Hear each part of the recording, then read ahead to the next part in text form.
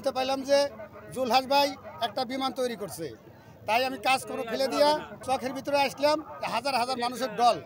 জুলহাস ভাই যে নিজে তৈরি করিয়া প্লেন বানাইয়া উড়াইলো সেটাও দেখলাম, এবং বাস্তবে হেলিকপ্টার আমরা কাছে থেকে দ্বারা দেখি না কিয়া সেটাও দেখলাম।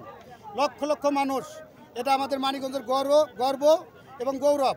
এবং জুলহাস ভাই যেন সরকার থেকে জুলহাস ভাইয়ের সহযোগিতা করে এবং এরকম নতুন কিছু ভালো ভালো জিনিস তৈরি করার উৎসাহতা সরকার যেন তারে দেয়। এবং আপনার নাম কি? আমার নাম মোহাম্মদ গোলাম রাব্বানি। আমি একজন কৃষক, বাদাম চকে কেবল বাদাম নিয়ে আসলাম।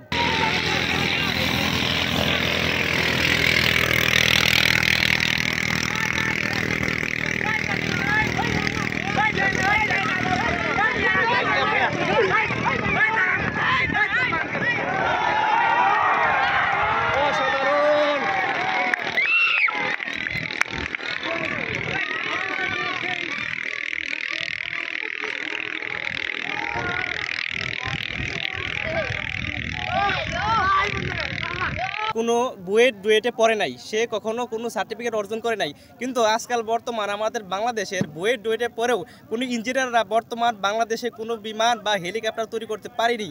কিন্তু আমাদের মানিকগঞ্জের মানিক জুলহাস ভাই আমাদের এটি দেখিয়ে দিয়েছেন, এবং আমাদের যুব সমাজের একটাই উদ্দেশ্য, এবং তাকে আমরা সহযোগিতা করব এবং তার যে বিজ্ঞান আবিষ্কারটা আমরা গবেষণা করব এবং তার কাছ থেকে আমরা পরামর্শ নিয়ে এবং আগামী প্রজন্মকে আমরা আরও ভালো করার চেষ্টা করব।